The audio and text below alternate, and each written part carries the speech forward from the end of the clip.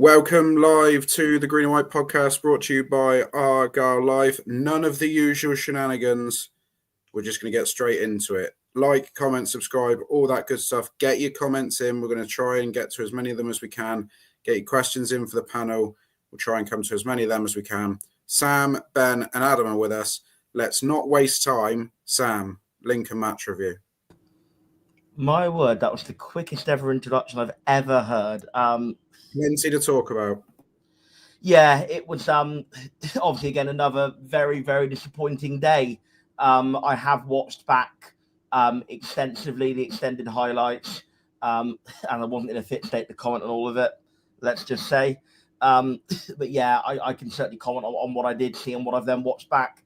The first 5-ish minutes, 5 to 7 minutes, Argyle started brightly with a better team in the very early stages, as we've seen in actually all of our competitive games so far, QPR, and then obviously Barnsley and obviously going back Barnsley and Bolton as well, league-wise. But again, it certainly, as with all three of the league appearances, when things went badly, once again, the soft underbelly of this team was on show. Yet again, Lincoln broke up the other end and scored. Victor Poulsen, it did, classic 50 pence head again. Unfortunately, when it pings off his head, I don't think anybody quite knows where it's going to go in the entire ground. It's a bit like a sort of a bit of a pea shooter, isn't it? It can go one way or the other, and it fell pretty much right to the opposing player. I don't think let Such off the hook, because he could have been a lot tighter on the man as well, but it is Poulsen's original error. Once again, the centre-backs found badly lacking, shall we say, constructively. Second goal, obviously, yeah, well, I'm jumping ahead a bit. Let's actually do the first half. Again, as with the Bolton game, I know that Barnsley, we picked it back up a little bit, but certainly as with the Bolton game, we responded pretty badly to going 1-0 down. Lincoln again dominated. Ashby Hammond, to credit where it's due, made a couple of sharp saves that stopped it going to 2-0. Lincoln had more of the ball in dangerous areas, looked far more likely to score, more threat. We had virtually no threat until we did have a good chance from Amici on the counter, with sort of an angled shot, like almost one-on-one, but with the defender sort of getting back, which was tough angle, but decent enough chance, that would save by the keeper. But that was the only real chance of any value that we had in the first half, I think. A couple of other half chances maybe. But yeah, Lincoln were definitely the better team in the first half and were wholeheartedly deserving of their 1-0 advantage, because yes, we could have scored through Amici, but they could probably just about equally have scored through a couple of their shots that Luca Ashby Hammond saved. So we can't complain at all about going in 1-0 down. We come out again for the second half, and this is where I'm perhaps a little bit more reliant on the watch back, but I'll certainly run through the goals. Obviously the second one, Tegan Finn, young player learning his trade, makes a mistake, just heavy touch and doesn't quite get back quickly enough, and then their player puts the ball in the box.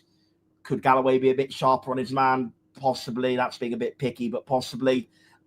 Again, sort of like with Poulsen's 50 pence head, sort of with Ashby Hammond, you've got his kind of sort of boomerang hands that, again, when it comes off his hands, you never quite know where it's going to go. He could have maybe tried a bit more to tip it around the post, I think, but obviously palms it straight out to their player, who then scores the rebound, 2-0, and at that point, game's pretty much done. Third goal, penalty.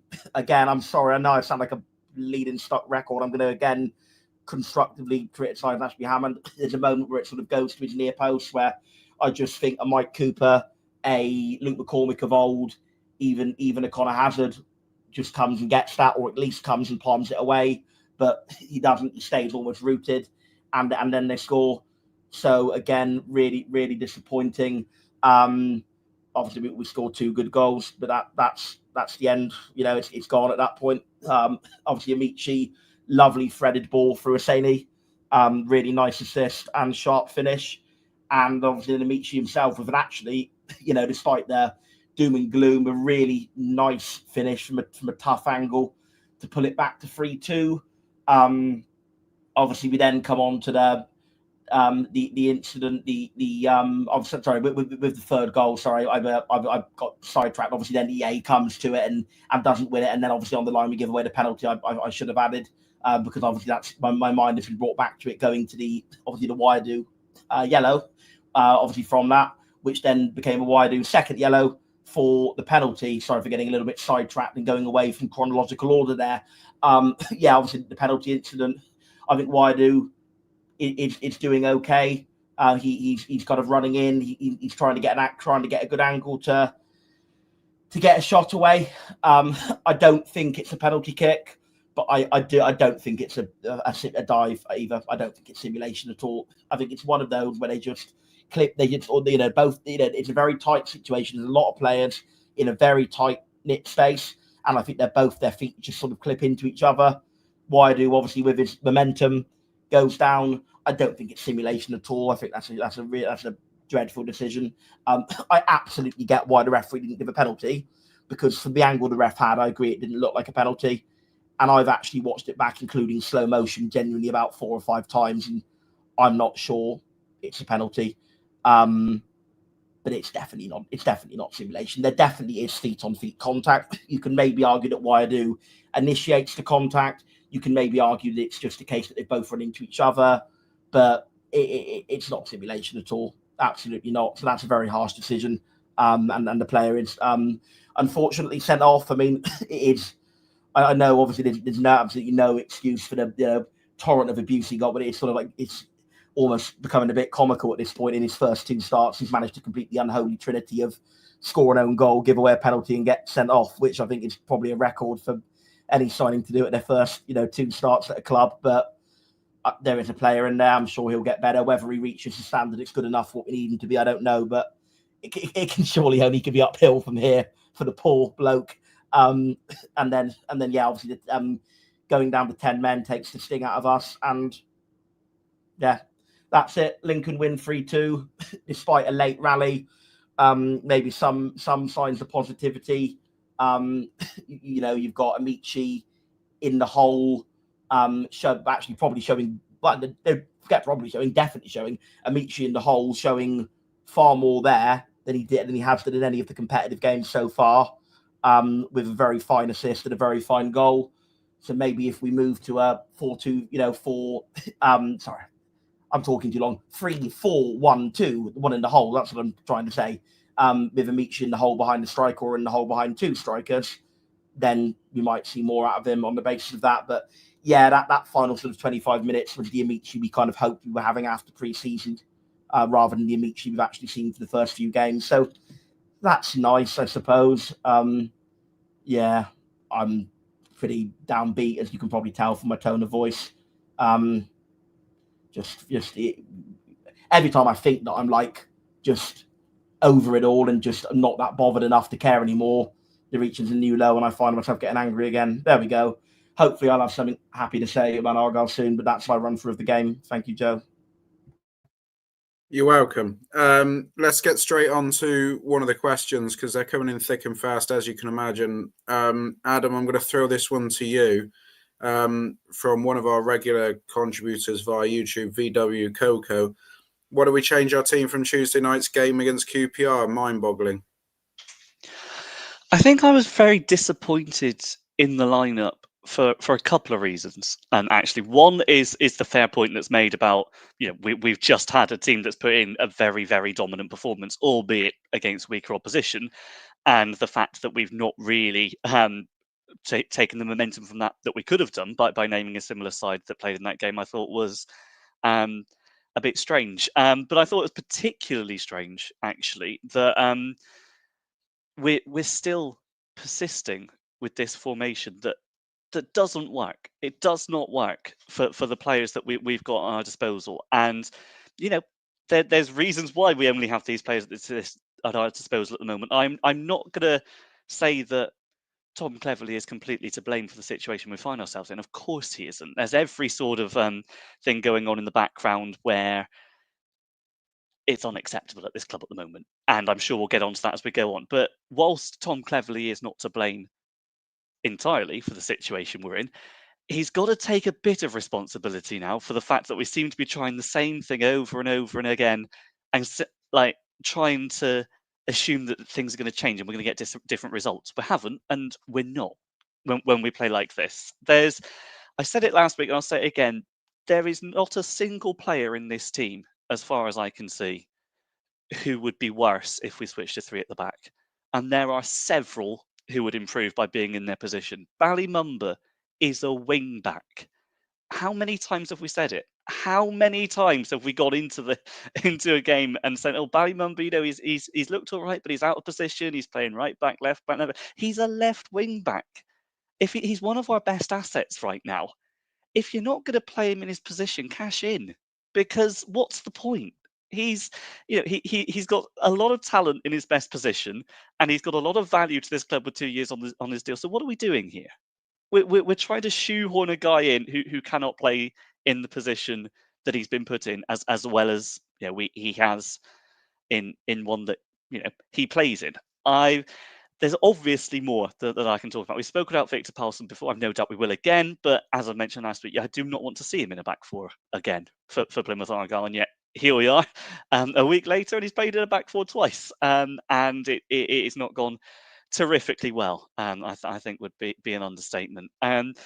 Amici, for example, looks like he was completely wasted on the wing there. He's come into the centre a little bit more, and suddenly he's threaded through a lovely ball, got an assist, made a beautiful finish, and maybe that's where we can look to pounce. We're going back to the comment, because I appreciate that was a little bit of a tangent. Owen Aseni as well had a very, very good game, despite underperforming his XG, much to our amusement against QPR.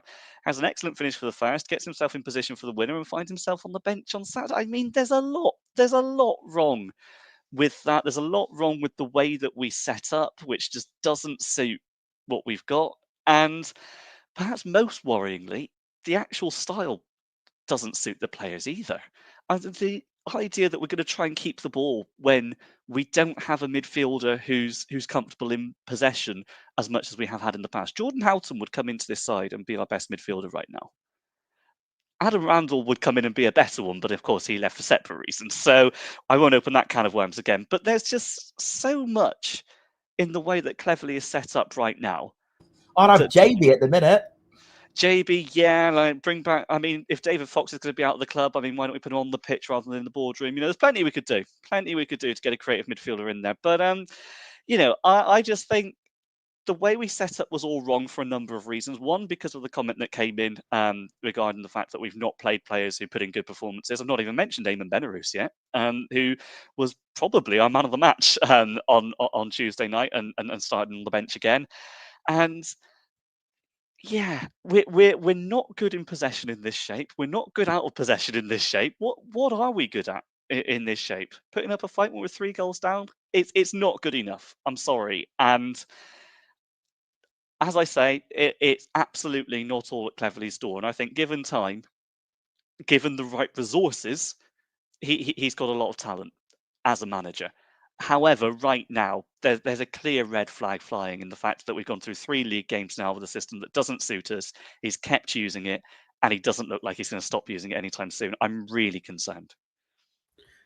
And let's be fair, we've had sluggish starts to seasons before. I know it's a new thing for 30 years since we last lost 3 in a row to start a season and all that, but we have had seasons where we haven't won immediately, if you like. All this is just boiling down to the fact that over the last 2 years coming into this season, albeit in a much more higher quality division, we'd conceded 158 goals in 2 seasons.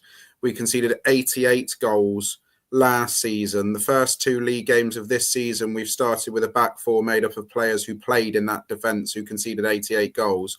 And we are already the second worst defence in the league. Only Blackpool have conceded more goals than us. We're I'm not putting any of this on Tom Cleverley because he's new into the building and he's still adjusting to how this is being run at the moment. But as a fan base, we don't deserve this, do we? We've jumped through every hoop that Argyle have asked us to over a period of time. If you go all the way back to COVID with giving up the season ticket money, and we've consistently sold out season tickets, record number of season tickets sold in recent seasons, record away attendances, regularly selling out away games over the course of the last 3-4 years, record shirt sales, record expenditure in the club shop, all the food and drink that's bought, the fan zone is booming. We don't deserve to be watching our team conceding all these goals every week, do we? Particularly when an 1100 made that trip again. I mean, how many times have we won on a Saturday at 3 p.m. in the last 2 and a bit years? I'm going to keep 4. It's the first mention of this stat, Ben, but it's frightening, isn't it? Well, I disagree a lot about what we deserve and don't deserve. If you pay your money, you take what you're given. And if you don't like what you're watching, you should not pay and not go. And I think that's what needs to happen if fans are unhappy with what they're watching. Because I think the bottom line impact will have more of a say than going and putting money in the club's pocket and moaning about it. I think fans have stuck with it and have done everything they can to be supportive. And if you don't like it, I think we have to choose to look at Chansiri. Chansiri turns around and said, "It's my club. I'll do what I want." And fans choose to put the money into the club. He's not going to go until fans don't put the money in. I'm not in any way trying to suggest that we need to be ousting our board, but I feel like if you're gonna, you can see what's happened in the first 3 games of the season. I'm going to go on Tuesday and I know what I'm going to get, and that's on me for being a mug.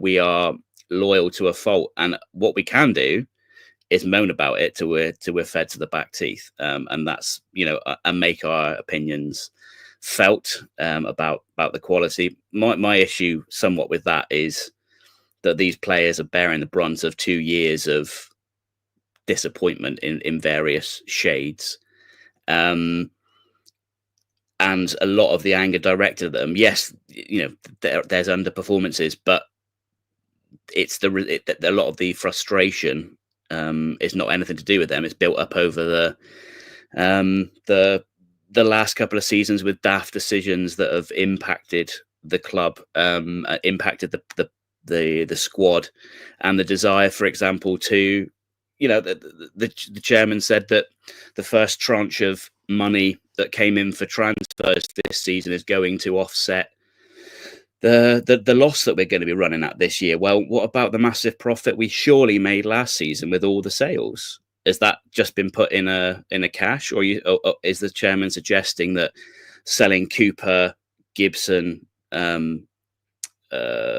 Whittaker, most importantly, etc., all of that money was spent on last season, and that was just a break even? Because if that's so, how are we breaking even? These are the questions that need to be sort of asked. We can't sort of demand this or that, but whether what Simon Hallett wants to do with his club and his money is his. We can't.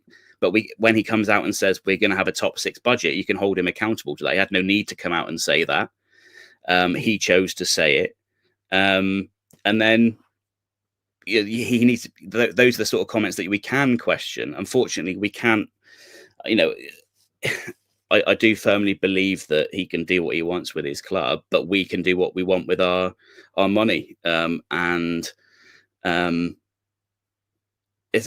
here says we can't stop supporting. Well, no, you're not stopping supporting. You still want the team to do well, and you can come back as and when you see fit. But you're just being, if you're going to complain but still put, if someone punches you in the face and you come back each time to get punched in the face, when they're not going to stop, are they? And if the transfer fund has been used to cover losses, that's a question that I think needs asking. But do our fans deserve it? I don't think any fans, want to watch rubbish football, but there's no divine right to watch good football. I think the question the more pertinent question is, should the club be in the position it's in and serving up the fare that the fans are getting? No, I don't think the club and the team should be in the state it's in, given recent the finances and the successes of recent years. And I do think that the fans have a right to be disgruntled with the communication, with the transfer business, and the quality of the football they're seeing this season. I just want to bring up a comment coming from. I actually have I have a retort to this one from Kenny Pester saying, too much churn in both backroom staff and playing staff having a significant part. Maybe too much too soon. Well, that's all well and good, Kenny. But we're going to go back to something else that's come out of the boardroom. And cast your mind back to the 19th of December 2023. Steven Schumacher jumped ship. He left to go to Stoke City. And we were told in the club statement that day, we have made great strides over the last few years in ensuring that we have an organisation and a football philosophy that can withstand a change in personnel.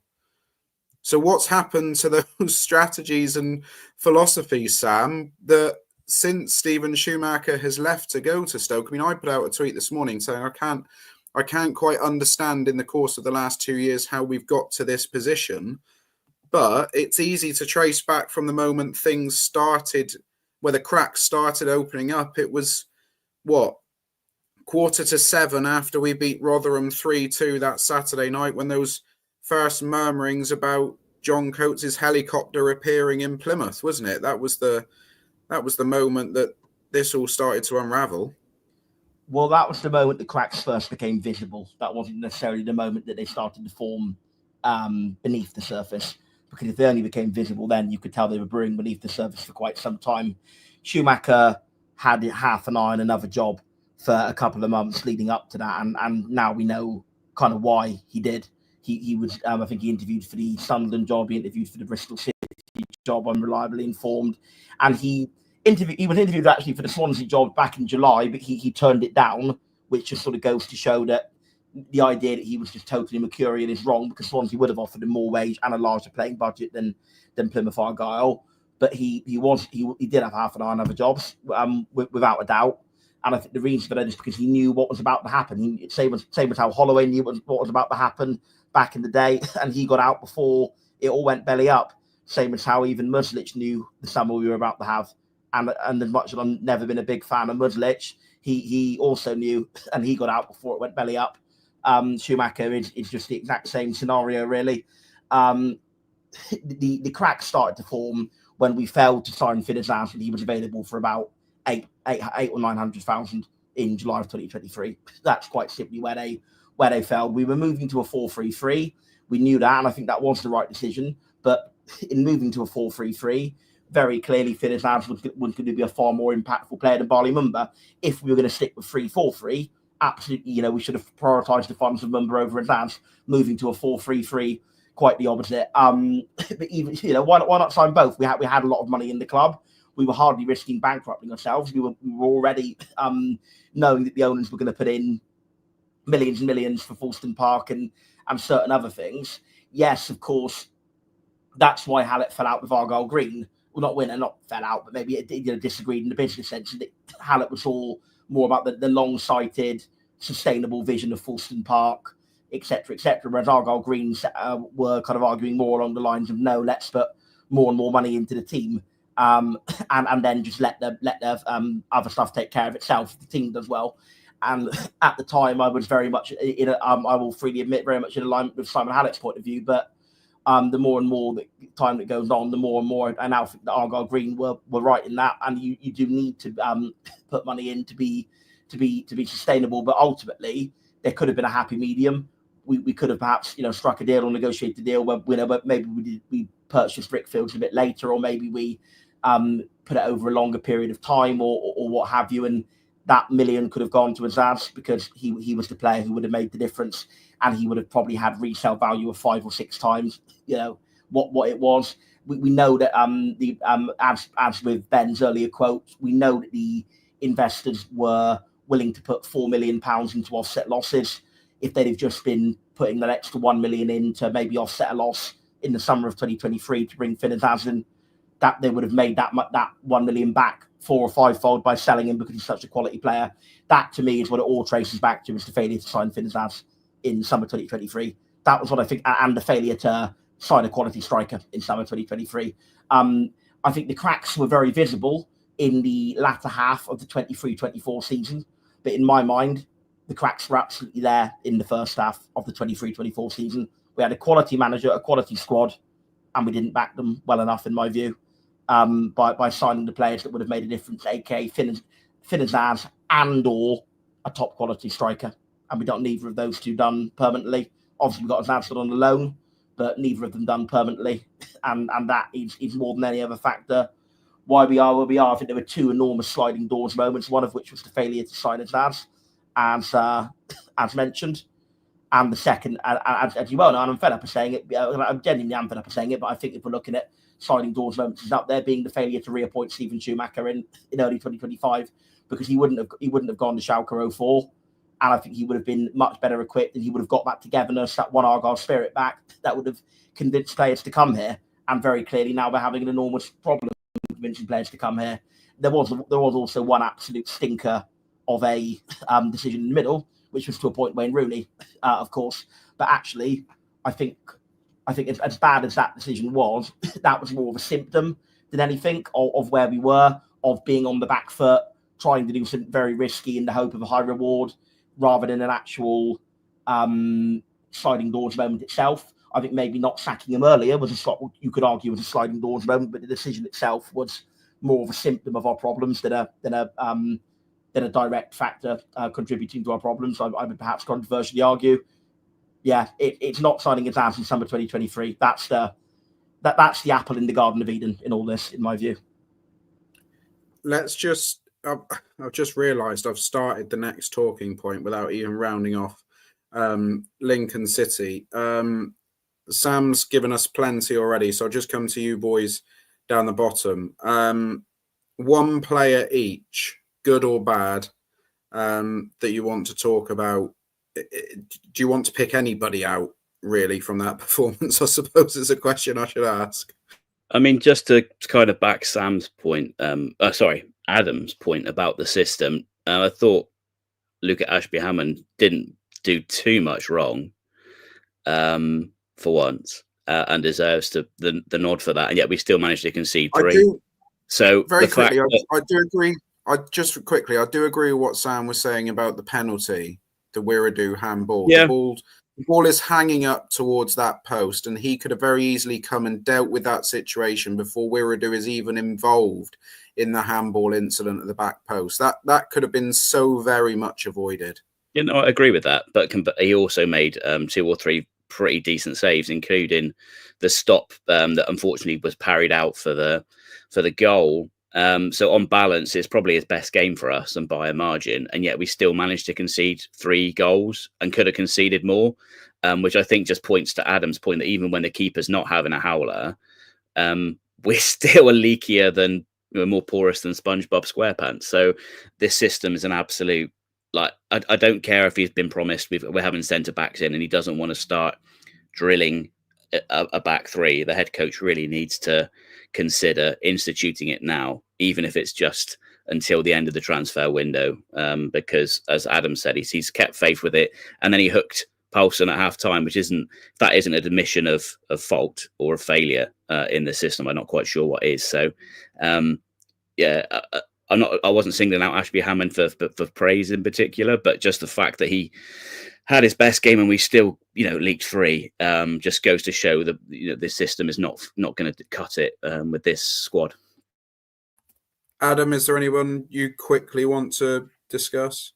Yeah, it's been mentioned, and I'm going to take this moment as an opportunity to add a final positive line in an array of negative lines, which are all well earned, to be clear. But just on Amici, I think I was really impressed with what I saw for a lot of the game. There was one moment in the first half where it was a little bit disappointing, where he couldn't take the ball on his right foot possibly to get to put the keeper under pressure. Ended up putting it onto his left and trying to almost take the chance after it had gone. But I think in general, what I saw from him was the player I hoped we'd signed when it first came on, the player that it looked like we'd signed across pre-season. And his ball through to Oseni is excellent, and his goal is an excellent finish. It reminded me actually of one.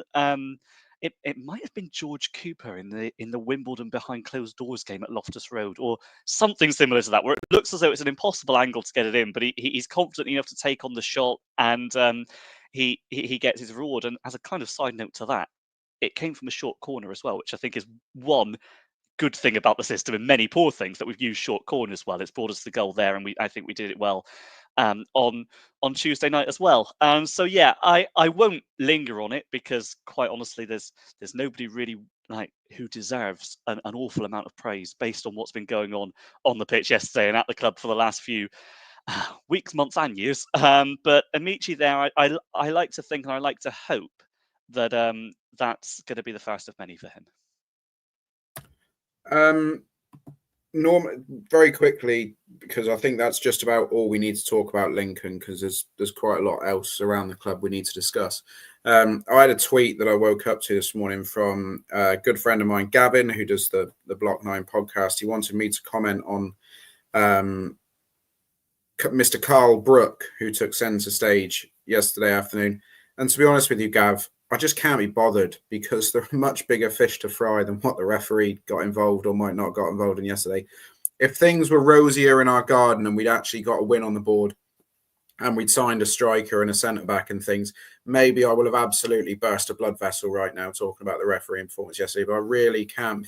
I can't get myself into that mindset to criticise a referee when we're still as watertight as a colander at the back, which is incredibly infuriating. Where do we want to go from here, lads? I'll throw it to you now. Do you want to do the Leyton Orient preview now, or do we want to get on to what's left of the transfer window and the injury crisis that is currently befalling the squad, and any other off-field matters that you may or may not want to discuss? It's an open forum now. One of you can unmute yourself, go in with a topic, and we'll roll with it.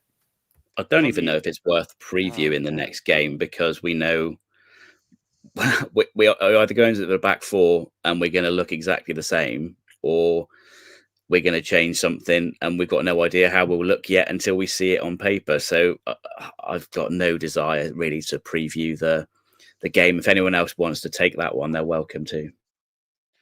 I'm happy to later. I mean, I hear there's going to be what I hope is going to be an excellent written preview on the Argyle Life website at some point.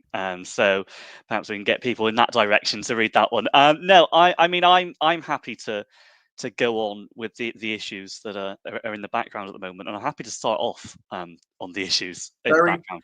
But he's not going to let me. Very quickly. So we'll leave Lincoln until the very end when we run out of things to talk about. Let's just round off. Let's just round off the other things that have happened in and around the club this weekend. The under-18s is tough start to the season continued on Friday. They went away to Sutton United and they were beaten 3-1, I believe it was, on Friday afternoon. So that's 2 games, 2 defeats for themselves. And today, the Argyle women kicked off their league campaign against #United at Home Park. They ran out 3-0 winners at Home Park this afternoon. They did manage to get a couple of players in the door as well. So it's a strong start for Marie Hurahan and the women's team, who I sense are in for quite a good season with the recruitment they've had. Hopefully there was a decent crowd. I don't know anything about crowd numbers or anything, but hopefully people went along and carried on the momentum from the Lionesses. So let's get back to the first team matters. I'm going to kick it off with the injury issues before we move on to the transfer market and what we haven't done now for a number of weeks. This is becoming a real concern, isn't it? Because it's not only, if it was injuries that had been like impact injuries, if you like, you might put it down to the rough and tumble of a game. But when players are going down with calves and groins and tendons and things, this is now becoming a much bigger issue. I always fear more in an injury crisis, Sam, when it's muscle related than anything else. Yeah, well, we've signed a lot of injury-prone players and got a lot of injuries, haven't we? It's sort of the story, and again, I think it just comes back to the wider conversation about about recruitment. The injury stuff is concerning. As I've made the point, and I think possibly the two lads underneath me have also made it. I can't quite remember exactly who said what. The trade-off with Brendan Galloway was that he'd be maybe available 30 to 50% of the time, but when he was available, he was in the top 2 or 3 best players on the pitch. Now we are possibly still going to have a player who's only available 30 to 50% of the time, but is one of the weaker players on the pitch in a very low bar. I hope it is just genuinely a dip in his form and that he does return to his best form that we have seen him put in an Argyle shirt across quite a few seasons with us. But if you're asking now my honest view on what I think the scenario is with Brendan Galloway, I think that he's just one injury too many and one year worth of, more muscle degradation, and he is just not, sadly, and I hope I'm wrong, very good anymore.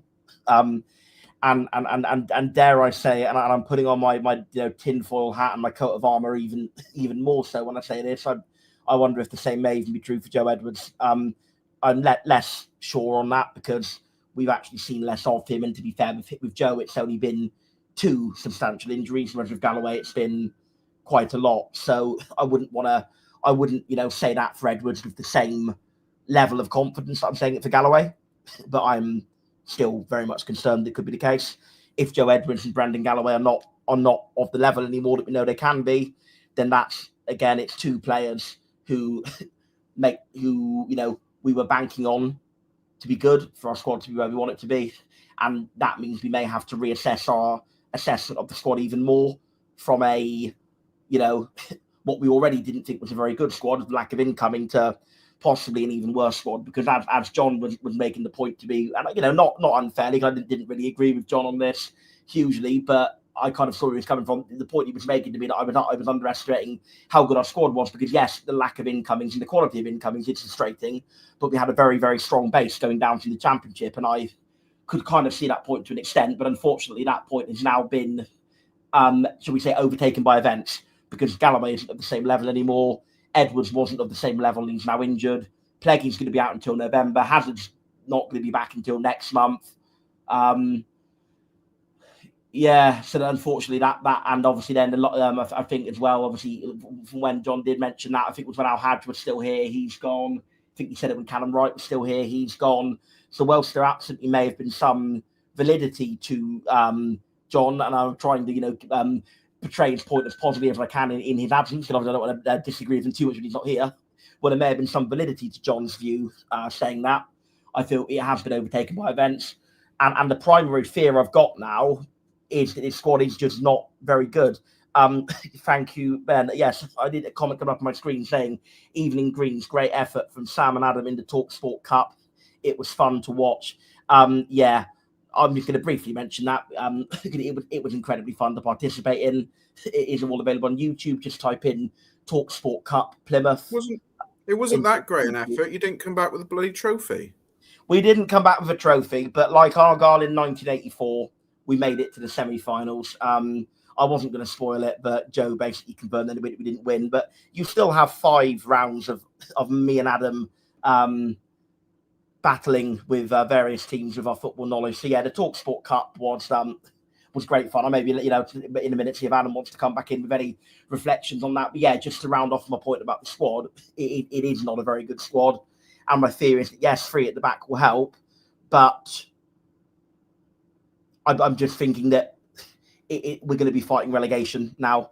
I kind of alluded to it after the Bolton game, and we are in a relegation battle now. I don't think there's any possibility that we pull this up towards the playoffs. I think we're going to be looking over our shoulders at best going into April or May, if not maybe even looking up, hoping that we can climb over the survival line because the squad is nowhere near good enough. I'm going to make a very controversial statement, and then I'll hand over to one of the other lads to have a little chat about maybe the TalkSport Cup or maybe respond to what I've said. We all know that this squad is weak in the last seasons with the number of quality players that departed. I'm going to make an even more controversial statement. I think this squad is weaker even relative to level than last season's. Last season's squad was more competitive for the Championship than this season's squad in League One. And how the heck we've contrived to sign a squad this bad if we've got anything even remotely like a top 6 budget. Maybe it's 7th, maybe it's 8th, maybe it's 9th. But how he's managed to contrive a squad this lacking is beyond me. And it's not personal, because I do think they are all trying their best, with possibly one exception. I think it would be unfair to name publicly, but not one of the new boys, one of the players carried over from last season. I think they are all trying their best, with the possible one exception. But it's just a terrible squad. It's a really terrible squad. I think we need genuinely 6 or 7 new signings, including loans. Obviously, probably 4, 5 of those will be loans and some permanents. But I think we need more than half a team's worth of new signings, and I think all of them need to be better than what we've got, quite frankly. I like the way Sam has just segued that into potentially the next talking point before we've rounded off the injury issues. Ben, you were nodding your head when I was talking about the current issues with the injuries that we're picking up. I think when it's soft tissue injuries repeatedly, that does beg a question about load management and training. We're supposed to be a little more advanced in that sector now, with the investment that's been put into the training ground and the sports science. As I think you're right, when you start seeing players and it's always soft tissue injuries, that seems to ring alarm bells for me. It could purely be, as Sam suggests, that we've got some injury prone players whose bodies aren't great at exercising, performing at like elite level constantly. They've got talent and skill, but maybe not the physiology for it, which is on us to diagnose when we sign them, and not to put together an entire squad of players of that ilk. But I also think that a lot of those injuries come down to doing too much too soon, and I wonder if maybe that, and that's pure speculation, and it's easy to make speculation because there's no rebuttal for it. But I do worry if there needs to be something that gets addressed, because I just feel like, and even professionals, like if you listen to others talk about that, when professionals will say on other podcasts or on other media, if you see a whole bunch of soft tissue injuries coming down, the first thought for every pro is, I wonder if they're overtraining or they're not getting the right rest, support, etc. That's something I literally heard said on another pod a couple of weeks ago by an ex-professional. So someone suggesting that the soft tissue also went to Bolton with some of the other Argyle assets in the comments. I think I don't know if that was where your comments were pointing, but that's certainly, if they were, I would agree with that sentiment. Adam, we're all going to be convening in well, I don't know whether you guys will be convening yet. I haven't asked everybody's availability. In a fortnight for transfer deadline day, on the 1st of September, one of our showpiece shows. Hopefully everybody can join us for that again. The gold tie is pressed already and ready to go. Your transfer centre has been incredibly quiet this month, unfortunately. Didn't sound overly positive from Tom Cleverley after the game on Saturday as to any additions before Tuesday night. Where are we at right now? Because it's no longer a requirement to get, or it's no longer a wish to get 1 or 2 more bodies in. It's a necessity to get 3 or 4 more bodies in, isn't it? Yeah, and this is where ultimately it boils down to, and this is why I'm seriously concerned. And I mentioned earlier that Tom Cleverley's style of play and the way we've been lining up has been a factor in what we're experiencing at the moment. By far, the biggest factor is the fact that our recruitment has been awful, and the squad that we've put together is not befitting of a club, A, with our budget, or B, with the amount of supporters we've got contributing to that budget. Now, Sam, I know you mentioned that there's comparisons to be made with last year's squad and whether relative to level there's whether we're worse this year than we were last, which I can see the argument. I can absolutely see the argument at the moment. And I'm going to put another one forward from a tweet I saw yesterday. I can't remember who it was by. Apologies if it was you, and I'm just talking about you without crediting you. But the squad that we had in 2017-2018, the season just before Hallett took over. Chris Webb, I think that Cheryl. was. There we go, Put Chris that out Webb. there. Cheers, Chris. Because it was a fantastic comment, something that's actually crossed my mind as well when I look at it. And I look at it and just think how many players would get into this team from there. And there's an awful lot of them. Remy Matthews in goal, without a shadow of a doubt. Sonny Bradley and Zach Viner at centre-back, absolutely. Sonny Bradley played against us yesterday and will probably get into the team today, let alone when he was in his prime. There's probably room for Oscar Threlkeld at right-back. There's Fox, Ness and Sarcevic in the midfield, where admittedly that's down to how you line up, but I certainly think someone with David Fox's passing abilities, as much as I said it in jest earlier, somebody who's perhaps more of an appropriate age could be brought in and have a lot of improvement. And then, of course, there's Kerry and Lamiras in that team as well. And I look at it and go, we're worse. We're worse than we were that season. And that is despite our budget supposedly have been being doubled. The amount of money that we're spending, which as I've mentioned in the past, is more than we've ever been asked to spend as supporters in terms of season tickets, evergreen, the increased hospitality. And we're worse. We're worse than we were on the pitch before Simon Hallett took majority ownership. And I really struggle to fathom how we've managed to pull that off, because I have in the past defended what the board have done, and I will continue to do so in many areas and off the pitch. Things that have the grandstand development is obviously a good thing.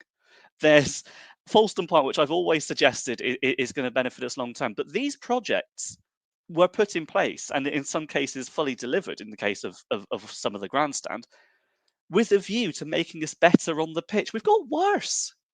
We've got worse despite having all this going around, and I just don't get it. And the only positive I can find in it is that we're all recognising this now. That there were chants of where's the money gone on the terraces yesterday, which is hard to argue, isn't it, with the amount of money we're spending. And we're recognising it just in time for us to do something about it. There's a fortnight left of this window, and we now, like you say, Joe, it's a requirement that we have a blockbuster 2 weeks. If it turns out we need to overspend, we need to overspend because we've got ourselves into this situation. It's just the way it is now. From the mismanagement we've had for the last few months, it's time to put that right, because in 2 weeks it'll be too late. It may be too late already for some of our initial ambitions, but if we do nothing in the last 2 weeks, our initial ambitions are going to seem like a pipe dream, and we're going to have an awful lot more to worry about when we're looking at this. So I think to compound that, because we can have a bad window. Yeah, bad windows happen. But we've got things like we've let players go out on loan before we've completed our business who would walk into this team right now. Nathaniel Ogbeta, I think, would get a game right now. We let him go. I know there's the better players had clauses in their contracts, etc. But you're saying Callum Wright wouldn't do a job running around the middle in the number 10, but we let him go to Wigan. That's a daft thing to do. There's naivety in all our business, not just in the where's the money gone sense. I think like the naivety of these statements that were put. I mean, David Fox repeated it in his video, didn't he? And it was the mantra of the early window communications about if players don't want to be here, then they can go and play elsewhere. Well, sometimes you have to convince people. If someone says, I don't want to play here, say, well, what about if we give you an extra 1,500 quid a week? And they might say, yeah. You know, if you go for a job interview and they say, thank you. That's not sustainable though, Ben. It's not sustainable. That's not a sustainable transfer model. Well, it absolutely is. If you're doing that to every player and you extrapolate it over 12 months, we wouldn't be financially stable, would we? So, what, financially stable as we are right now, needing to sell Morgan Whittaker to even have a transfer budget, which is where we stand. I'm just singing from the hymn sheet. Oh, I see. You're representing the club's model. I mean, Plymouth hasn't moved. We've always needed to do things specially to attract people down here. If someone's got a choice between the Midlands or the Northwest and us, and it's the same money, they're going to go to the Midlands or the Northwest or London or the Southeast. We always have to overpay wages, presumably, unless it's someone with, you know, a special mentality. And then they're not always about the idea that if you don't, you know, if you're not gonna want to be, I was just gonna say, like, if you go for a job interview and they say you got the job, that, you know, this is the salary, and you say, well, I'm earning about that at the moment, and I've got to travel further to you. Can you give me a better offer? And they turn around and say, well, no, if you don't want to come and work for us, and I think it's better that you don't come, because that's, you know, you think, well, I've dodged a bullet there, haven't I? If you know, there's such a thing as negotiations. I mean, some, like Muslic was saying about Katic, wasn't he? Oh, I don't want to beg anyone to come, and yet he clearly begged him over and over and over to come. It took like 2 or 3, and the same with Talavierov. When Maxi came, it was sort of like it needed the relegation clause. So this idea that you know, if people don't want to be here, they could go. It's just so naive. There's a lot of things beyond just where's the budget gone that makes that worries me, because you can have a bad window, you can have things that conspire against you in a transfer window, but there seems to be so much other naivety and bad business practice in the transfer dealings this summer that it is of a greater concern for the long-term business dealings, transfer dealings. Sam, very, very quickly, because this is going to go out in one ear, out the other for me, so I do need to say it. My memory's not as good as it used to be. Well, okay. Tom Cleverley's getting a little bit of pressure, I think, for some of the stuff he's obviously come out and said in the press in recent weeks about we're going to sign a striker who's going to not only excite the fans but excite the city, and we're going to have a centre-back in for the weekend, and then it doesn't happen, etc. And even he said it himself the other day that perhaps he needs to learn what to say and when to say it, etc. One of the things that I took from the weekend was him talking about the whole bigger picture here and how he's not relieved, because he won't be relieved, but it's perhaps not a bad thing that we have lost the first 3 games in a row, and we have lost them in the style they are, because they haven't papered over the cracks. They've made it apparent for everybody to see. We're not bluffing our way into a good start and then the wheels come off, like perhaps wasn't the case at the start of last season. Our deficiencies are on full show early, and we still have a fortnight to put them right. Looking at the bigger picture here, a lot can change. We could be sat here on deadline day, breathing a huge sigh of relief with 3 or 4 real quality players in the door, and we could be saying, well, our squad has a different outlook on it now. I have my doubts as to whether or not we're going to be doing that or not. But, you know, bigger picture, we know it now, and I'd much rather know these deficiencies and that we have 0 depth and we need to act quickly whilst we still can, than finding all this out on the 4th of October when Ryan Lowe's Wigan come down here, put 5 past us, we have 3 go off injured, and we're having to bring on, with all due respect, Joe Waro and Seb Campbell off the bench because we've run out of players. Yeah, maybe, Joe. I think that to respond to you, then I'll respond to what Ben said. I get you, but that does rely on us actually enacting that, though. I still worry push is going to come down to shove, and we're going to have a player who we're, 80, 90% of the way there for, and we're still going to have this business of, oh, but we aren't going to overspend. We're going to make sure it's the right person for the right price. I still worry that that's going to happen the way it's looking, quite frankly, and I hope I'm wrong. So yes, I would cautiously agree with you that there might be some positive to take from our deficiencies being exposed early, but that only. I'm not. Don't characterize that as me making it a positive, because it absolutely isn't a positive. No, I know. We've lost 3 in a row and things. I'm just saying, from a bigger picture, I'm glad, in a sense, we found all this out now while we can still act. Whether or not we will act, Whether or not we will act, I can't sit here with any faith whatsoever that we're going to do that. So. Yeah, so I agree. To respond to what Ben said, I'm sorry. I've tried not to go too much in on David Fox. Nice guy, clearly had a great deal of affinity for the club. It's been on our podcast, and I'm not even saying he's wholly or even mostly to blame for the statement, and I think it's probably more people above his level. But one thing that he's gone so hard on that it gets on my nerves is this business of people who want to and don't want to be here. I made the point on the Life of Pi vlogs that, as some viewers and I frequently appear on yesterday, that Niall Ennis, it was commonly reported we tried to sign him in summer 2019, he didn't fancy it, summer 2020 he didn't fancy it, and January 2021 finally he did come. But that just shows the importance of playing the game. And I honestly feel that under this way it's being run at the moment, we would have had the first refusal, and that was it. He would be probably blocklisted forever on the basis of that. Mudslich said this about, if people aren't 100% committed, I'm not going to want to sign them. But anybody with a degree of media literacy should have known that was just classic Mudslich bullshit, quite frankly, because that's what Mudslich does best. I think this lot actually do believe it, which is even more concerning. But, in some senses, I don't think Cleverley does believe it, because Cleverley is making, shall we say, less and less well-veiled statements talking about the need for more money. So Cleverley is not got his head in the clouds on this. He clearly knows that offering more money is more likely to make a player to come. So really, that goes against the whole point of, if you only want people who want to be here, because if you take that philosophy to its maximalist extent, that involves not compromising on money, because if people want to be here, they should want to be here whatever the money.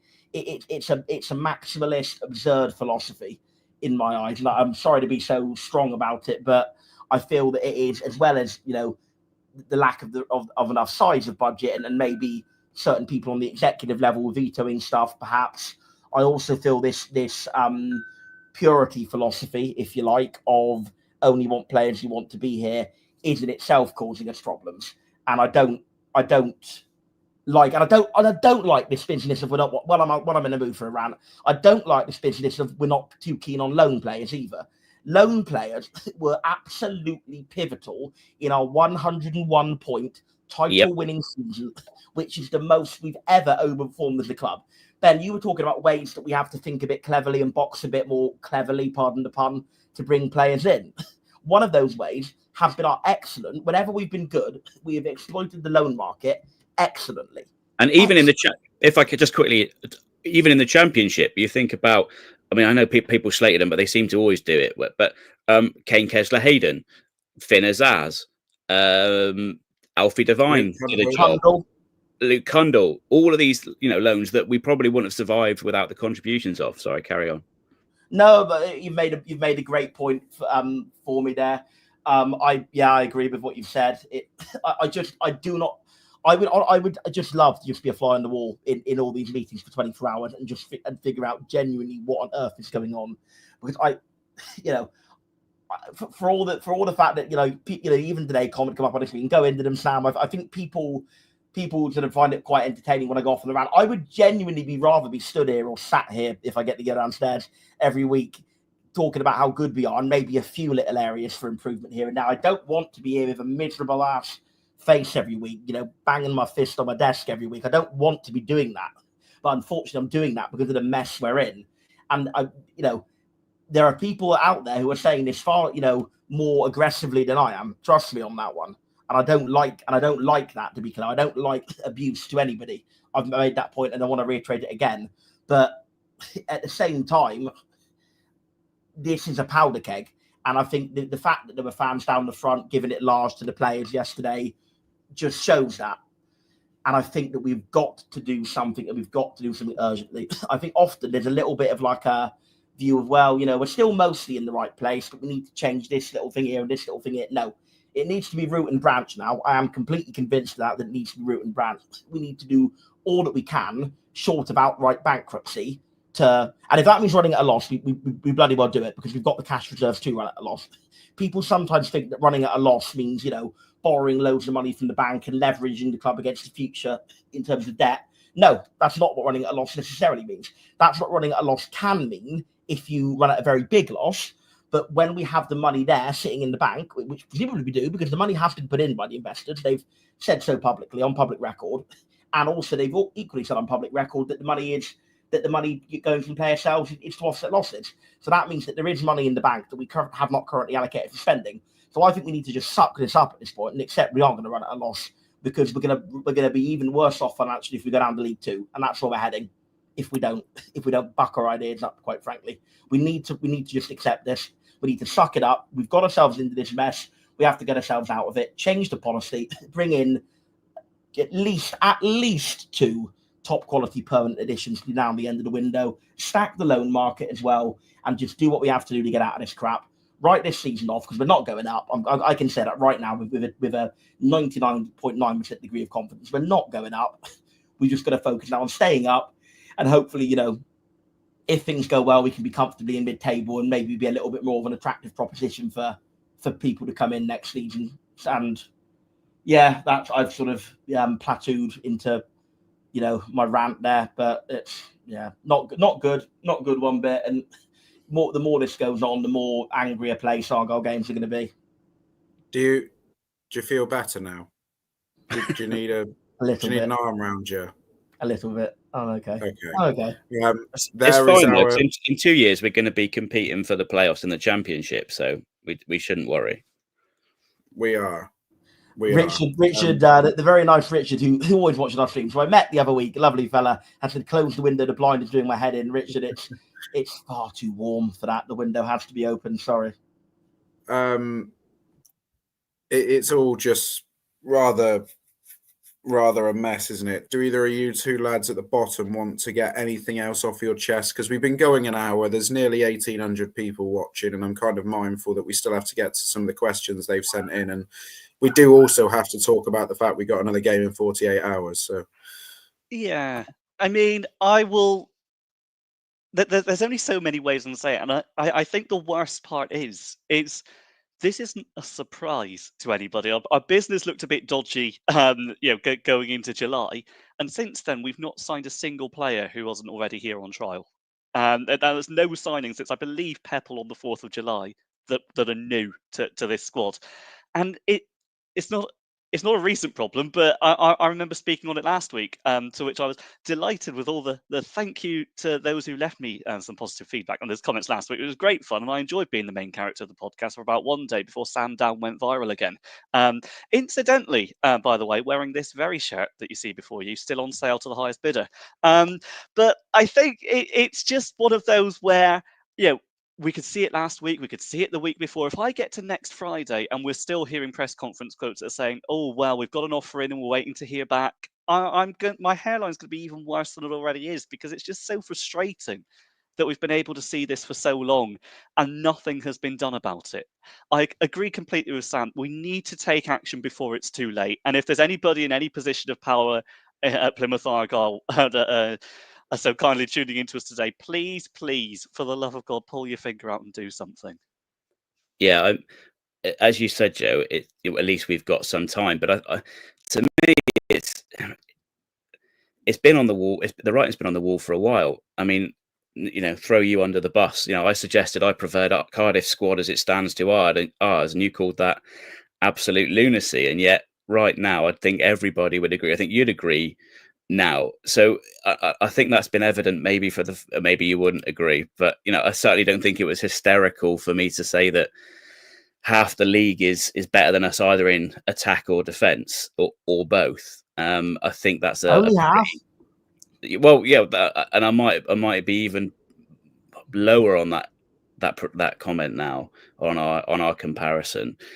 I think that a lot of people, including the board, thought, because of our history of being clever and boxing clever in transfers, etc., and a lot of fans were sort of just under the assumption that, well, these are the same type of clever signings we've made. They're all going to come good, and very quickly that's been proven not to be the case. Now, if we've seen that, as the lads have said, there needs to be an appropriate response. It's okay to have budget limits, etc.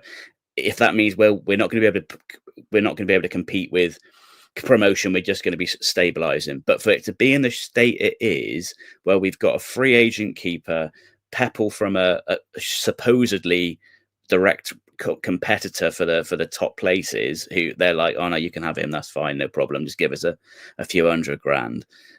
The state of this work that exists, as Adam has said, is worse than has been at this level for a number of years that we've been at this level. There needs to be an appropriate response, and it's good, as you suggested, that we've got that bit of time. The model needs to be broken, as Sam said, and if it's not, then everybody has to start, because I've seen comments on here, "Oh, you always back your team, etc., etc." But if you always back your team, I mean, the players, yes, back the players, but the people got to remember that the club is no longer just a team. It's been turned into a business, and if you go and support the business, why is it going to do anything differently? I think people need to have a real think about where their priorities are, With if we get to the end of the window and we've got one or two players in and the squad is rife with injuries, I think that goes beyond, oh, it's just been a bad window and bad things happen. There needs to be a real sort of inquiry.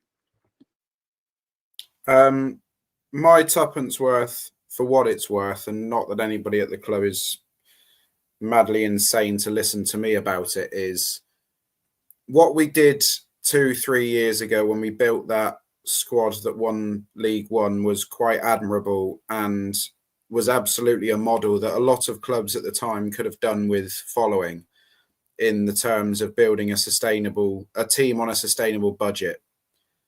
Since we've been in the Championship and we've been fishing in much bigger oceans, the landscape in League One has changed. A lot of the teams might not have, but a lot of the people in these boardrooms at these clubs have. And the new teams that have come into League One that we're going to face this year, not only this year, but also last year, have completely changed the transfer market in League One forever. Now that teams like Birmingham and Wrexham have been in and have spent the money they have, the pool of players that are available to League One teams now are on a different financial scale to what they were 2-3 years ago when we were last at this level. We now have to adapt to the environment that we are in. It is admirable. Nobody can say that it is not a clever and smart thing to do to try and operate this team on a sustainable budget. Absolutely nobody wants us to now put the club in a massive black hole financially and put us back to where we were 15 years ago, as much as Sam might try and intimate it in our group chat. But we have to get ourselves in order quickly. We have to act now. I don't like us being reactive. I praise the club exponentially at the start of the transfer window because we were proactive, getting 5 players in so soon. Since those 5 players came in, we've only signed 4. We now need to get a move on. This is no longer a wish. This is a necessity. I'm sure the club are doing absolutely everything they can. I'm not one bit thinking that the club are just sat on their hands thinking, oh, this is fine, everyone's happy, we're still selling out, jolly good. That's not happening. They will be anxious behind the scenes because they know that over a period of time, they had to work hard under Simon Hallett's regime to rebuild the trust between the city of Plymouth and Plymouth Argyle Football Club. And that's one thing Simon Hallett will always be remembered for as part of his legacy. He restored that trust from the fan base in the football club. He was the one who built the bridges that were burnt by previous regimes. You would walk down the city centre and you wouldn't see people walking around in Liverpool, Manchester United, Arsenal, Chelsea shirts. People were proud to wear the shirt of Plymouth Argyle. And now is the time that faith and loyalty is restored by the board and we get some players in, because this city can be proud of its football club. It wants to be proud of its football club. But right now it's tiring to be watching what's going on the pitch. So please, over the next fortnight, don't put us in financial peril, but do whatever you can. Eke out every last pound that is possibly available that can give us a team that will get us competitive in this league. Because if you get us a team that is competitive in this league, this ground will sell out week in, week out. This club will sell out away travel week in, week out. So I'm sure they're doing all they can, but let's hope that over the course of the next few weeks, we're not sat here being as negative and as downbeat as we are on the club's transfer activity. And one of the things that is making me a little bit irritated today, there's been a lot of calls on social media for statements and sound bites from the football club. I love to sit here and call for statements and call for communications. Now is absolutely not the time for a statement from the football club. It is not the time for somebody to come out and sit in front of a camera and talk about what's going on. Now is the time for actions over words. And fingers crossed, over the course of the next 2 weeks, we will get that. Now, gentlemen, let's all take a breath. We got Leyton Orient on Tuesday night. We're at home again in the league. Let's talk about that one. Sam, are you looking forward to it? No. Good. Ben? I'm going to see some friends. That's all I'm looking forward to. The football will likely ruin the camaraderie beforehand. Adam? I'm going to try and make some friends so I can see them as well. You can join me, Adam. You're I my think you know friend. our memes because we wanted to make friends with you That's for very true. Very true. for a My long door's always time. open, memes. Right. Let's give us a little bit on Leyton Orient then.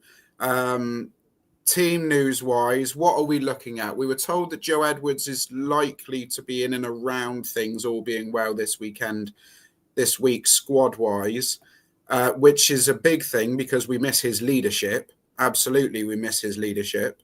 Caleb Roberts, fingers crossed, he will have a little bit more of an influence on the matchday squad. Obviously, Eamon Benarous has had plenty of rest since the QPR games. You'd like to think he's going to come in. However, the pool of centre-backs is getting smaller by the day. Who wants to be brave and try and predict Tom Cleverley's starting 11? Are we predicting his, or are we going with the team we'd like to play? And I think there might be two different things based on the conversation we've already had around formation. I'm New going to fan work zone on starting up top. Gantry's on the wing. Yeah. Yeah, ice sponge for opposing fans coming off the bench. I'm going to work on the assumption that he isn't going to free at the back just because he's not so stubborn that he will refuse to, because we know at Watford he played free at the back for quite a time, even though he clearly prefers 4-2-3-1. I mean, interestingly, that was when they had their best form, was when they played free at the back. Maybe there's a lesson to learn. Maybe he's not the coach he thinks he is. Maybe he's actually a very good manager at coaching his least preferred formation, but not a very good manager at coaching his preferred formation. Who knows? I'm just spitballing ideas, but if we go to free at the back and we go on a good run, it would certainly indicate that, wouldn't it? Anyway, yeah, I'd go to free at the back. The back three, sadly, back three picks itself because Weirdo is suspended. Matthews is out on loan. Plegaswell is injured. Spoiler alert, we only have 3 players who are vaguely capable of playing centre half, and that's Such, Poulsen, and Galloway. So it's going to have to be that 3, sadly. Poulsen needs Poulsen. We've said enough about him without digging in again. But what I will say is where he has looked vaguely competent is in the middle of the back 3. So I would suck it up and play him there, unless we get a deal done before Tuesday night. Ha ha ha ha. If we don't get a deal done before Tuesday night, then it has to be Such, Poulsen, Galloway, Sorinola and Mumba as the wing-backs. I think then midfield 2, I've ummed and out about midfield 2, but again, it's 2 out of 3 options because obviously Weirdo being suspended. It's 2 out of Ibrahim, Boateng and Benarous who can play there. Oh, well, maybe 2 out of 4, including Roberts, but he's not been too great when he's come off the bench, so I wouldn't start him. So I'd go probably Benarous and Boateng because I think Ibrahim is a decent enough player on the ball, but he's positionally quite naive at times. Gives him a lot of fouls. Sam, before we go any further, he's 2 games away from he's 2 bookings away from a suspension. Yeah, we're not even out of August, for Christ's sake, man. By the way, the suspension yesterday, the yellow yesterday, just very briefly go back to yesterday. Am I right in saying that Ashby Hammond carried the ball out of the box and that's why a free kick was given away? Because it was down the other end and none of us really knew what the heck was going on. Is that what happened? It was an Ibrahim foul off the ball. Right, okay. It was. That was what the people around me were saying happened. I didn't really get anything substantial from the highlights on that. Okay, the foul off the ball, fine. But yeah, he is an absolute, pain in the backside off the ball, but also even in terms of just fouls in open play, often he leaves a big gaping hole where the midfield should be and he has to track back. So Ibrahim on the ball, fine, but Boateng is a much better player off the ball. Boateng himself is not great on the ball, so it's kind of give with one hand, take with the other. But Benarous is a good all-rounder. So I think for positional discipline, I'm going to go Boateng and Benarous as my 2 in the middle. I'm going to go Sorinola and Mumba. I'm going to go Amici in the hole behind Assini and Watts. Nothing against Pepple. I think he's had some good moments. But I think Assini and Watts definitely been more dynamic in front of goal, more likely to score. based on what we've seen so far. So I'd have those two in the front two with Amici in the hole, and it can kind of get a bit fluid. It can kind of almost turn into a 3-4-3. Watts can kind of go wide, and Amici can go a bit wide, so it has a bit of fluidity to it to that regard. So yeah, 3-4-1-2 with whoever in goal, Baker, Ashby, Hammond, whatever, and then Such, Paulson, Galloway, Sorinola, Boateng, Belarus, Mumba, Amici, Watts, Oseni is how I'd play out. Vic Paulson's on fire, and he's playing Karoma off the park. I can already feel that reverberating around home park on Tuesday night. We're going to be going up against a team that are going to be playing 3-4-3 or 3-4-2-1, which will make things a little bit interesting. Let's get some score predictions then, because as I say, there's nearly 2,000 people in, and I do want to get to some of the questions they've left us tonight, because we've spent a lot of the night rambling on, and I pity them, to be honest. They've got to watch. I feel a little bit better now. They've got to put up with the misery on a Saturday afternoon, and then they give up their Sunday nights to look at our dull faces at the moment. So let's get some score predictions. Ben, you're unmuted. Why don't you kick us off? I really don't know. With the squad so thin, it's throw numbers at a dot. We're going to concede. Will we score? Probably. We've looked like we can score. So no clean sheets. Let's say 2-2. Let's say we stop the rot in a way. Oh look, Rory Drake agrees. 2-2. Yeah. Maybe they'll take their foot off the ball like Lincoln did, and we can snatch something. Adam? This is a very strange one, because I was thinking of 2-2 draw as well. So Ooh. there appears to be some sort of agreement. I think, yeah, it's one we'll struggle in and be one of those where perhaps a late goal gets us a point we perhaps don't deserve. But 2-2 is what I'm going for. Sam? I'm gonna surprise you. I think we're gonna pull a win out of the bag from somewhere, because I just feel that, like, I don't know, with like, Burnley away, then going into my, doing the pod, naked promise, to then getting a very creditable result, which we probably should have won, Sunderland away. From then, obviously, last season, Sheffield Wednesday, when I promised to do the pod and address, or vice versa, whatever. And then, obviously, we got a win at Pompey away. It just seems when we have this absolute, rock bottom moment of the walls are closing in, it just seems to be like a very, very Argyle habit to pull a result out of nowhere. Obviously, there's different team, different regime, but it just has the sense of one where we get a win, bit of luck falls our way a bit better, and we just get the win to dull the pain slightly. And obviously, the sting in the tail of that would be it may, seemingly decrease the urgency for transfers, and we may get less transfers done. So it's not like a big, booming optimistic, we're going to win and we're going to turn it round, but There just had to be a negative to the win, didn't there, Sam? Yeah, I can just see us getting a win that papers over the cracks. It just has that vibe of the mood reaching its most sour down point, to which we get a win the game after. It's just a very Argyle thing that tends to happen. Therefore, I think it will happen. 2-1 win. I am looking forward to being amongst everybody again. It's my second game at home park this season. Obviously, we were in Club Argyle last week. And as Ben said, I'm just looking forward to getting back around people I enjoy spending a couple hours with, even if the stuff on the pitch is turgid. I think there's a couple of us that are going to try and meet up in the fan zone as well beforehand, just to console one another before we go in, which will be really nice. I'm also looking forward to seeing an American referee at home park as well. We've got an American native taking charge of the game, which should be quite interesting. But I also think we're going to win.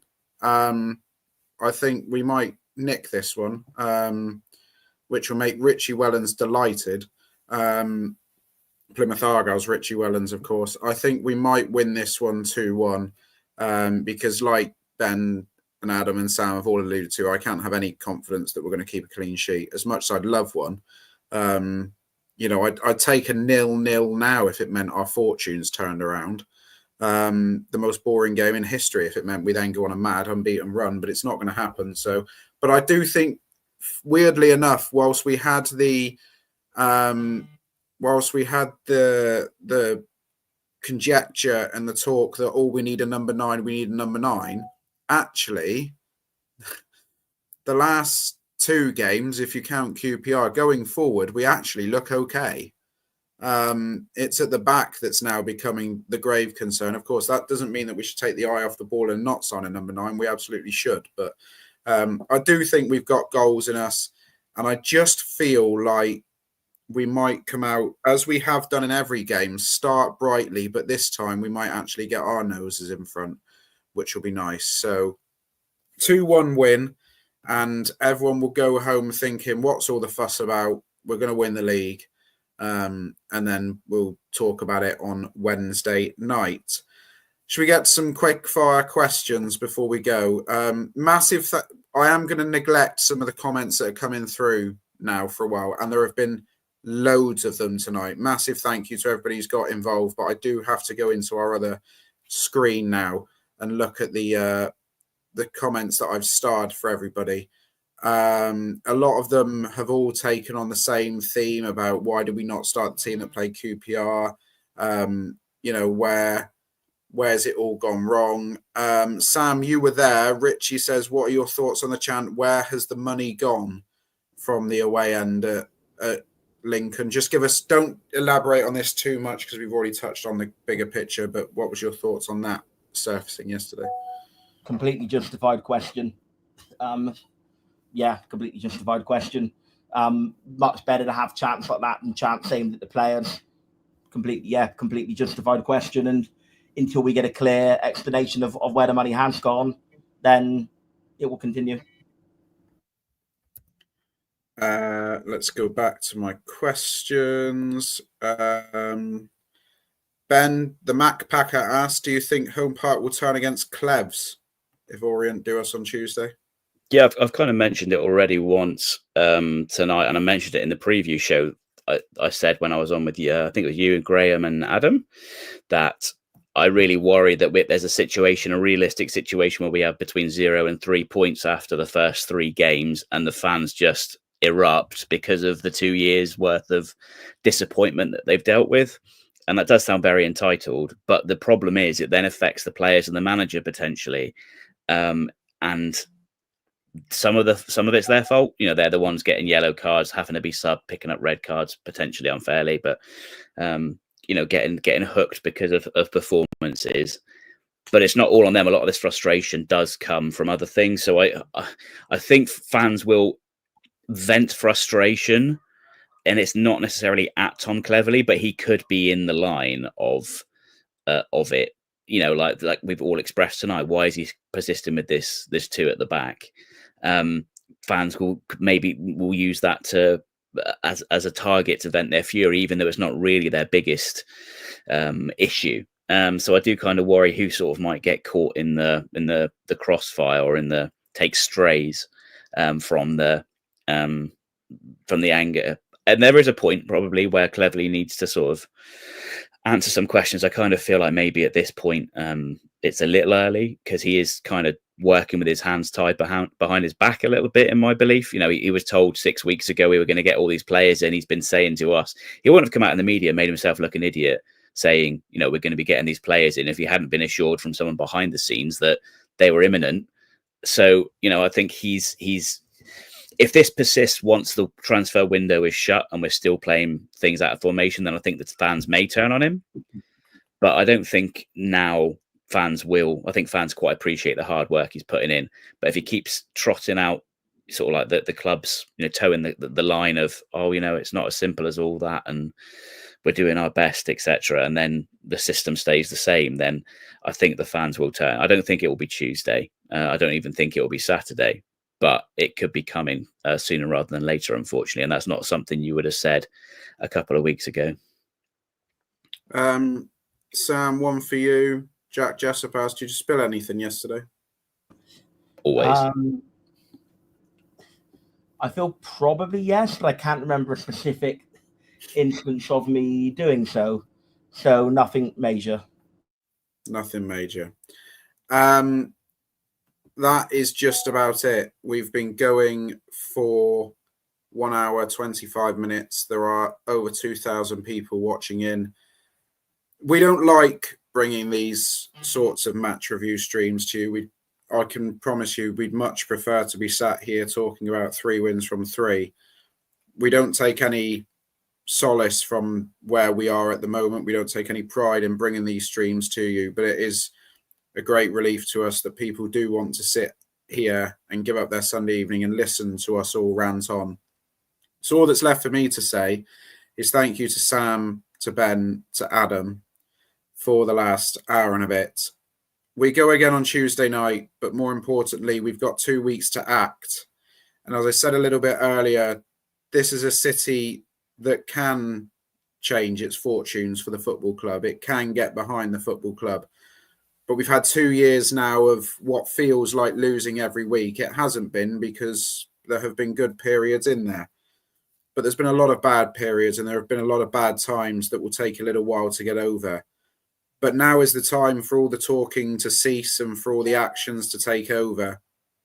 And we have to keep our fingers crossed that, having worked so hard, as I said earlier on, for the club to rebuild the trust between the fan base and the football club, that isn't eroded twice as quickly as it was to build that trust up. There is a fortnight to build this up. There is a fortnight to get the team in a better shape than we are now and to back Tom Cleverley. Let's hope that the football club do it, because if they do it, we will be there at week in, week out anyway. I have every faith in that. But we will get right behind the team when we have the ability to do so. Thanks for the lads for joining us. Thank you to everybody for watching. Get to Home Park on Tuesday night if you can, and really try and get behind the team. There are going to be periods where we'll struggle, but there will be periods where we're on top. And let's hope that Tuesday night is the night that all our fortunes turn. Cheers, lads, and we'll see you all on Wednesday night.